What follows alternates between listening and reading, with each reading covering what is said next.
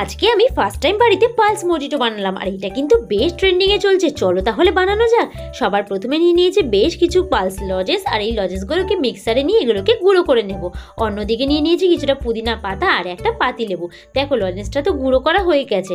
এরপরে পাতি লেবুটাকে একদম পাতলা পাতলা স্লাইস করে কেটে নিয়েছি। আর এটা বানানো একদমই ইজি, সামান্য কিছু জিনিস লাগছে, আর খেতেও কিন্তু দারুণ ছিল।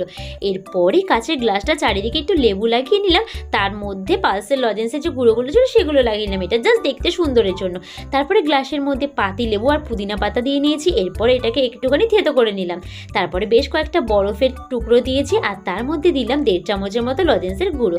দেন আমি এখানে স্প্রাইট দিয়েছি, তোমরা 7 আপও দিতে পারো।